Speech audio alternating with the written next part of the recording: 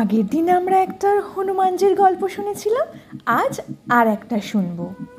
জানা যায় রামের জন্মের আগে থেকেই নাকি হনুমান জেনে গিয়েছিলেন তাঁর প্রভু রামচন্দ্র পবনের পুত্র হনুমান বিরাট শক্তিশালী, হাওয়ার চেয়েও জোরে ছুটতে পারেন তিনি।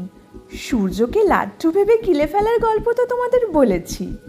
উনি নাকি শনিদেবকেও পরাস্ত করেছিলেন। হনুমান নারীদের অত্যন্ত সম্মান করেন, তার কাছে সকল নারী মায়ের সমান। তার প্রভু রামচন্দ্রের স্ত্রী সীতাকে নিজের মায়ের আসনে বসিয়েছিলেন হনুমান, এবং প্রভু রামকে মাথায় করে রেখেছিলেন।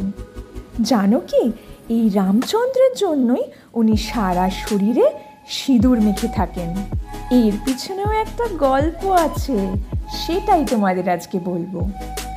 তুলসীদাসের রামায়ণে বর্ণিত আছে, সীতা একদিন তার ঘরে থালা ভর্তি কমলা সিঁদুর এক চিলতে আঙুলে তুলে সিঁথিতে পড়ছিলেন। এমন সময় দরজার বাইরে থেকে তাকে ডাকেন বজরংবলী। সীতা তাকে ঘরের ভিতরে ঢোকার অনুমতি দেন। মা সীতাকে সিঁদুর পড়তে দেখে বজরংবলী তাকে জিজ্ঞেস করেন, মা, তুমি সিঁথিতে সিঁদুর পড়ছো কেন? সরল বজরংবলী জানতেন না, স্বামীর লম্বা আয়ুর জন্য প্রত্যেক হিন্দু ঘরের স্ত্রী সিঁথিতে সিঁদুর পরেন। সীতার মুখে অমন কথা শুনে তার কাছে ছুটতে যান হনুমান। সেই থালা ভর্তি কমলা সিঁদুর নিজের মাথায় ঢেলে ফেলেন।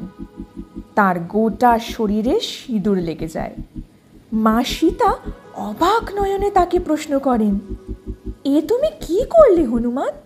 হনুমানজির জবাব, কেন, আপনি যে বললেন প্রভু রামের লম্বা আয়ুর জন্য সিঁদুর পরছেন কপালে, তাই আমি সারা গায়ে সিঁদুর ঢেলে দিয়েছি, যাতে আমার প্রভু রাম অমর হয়ে থাকেন। এই কারণেই হনুমানজির সারা গায়ে কমলা রং থাকে।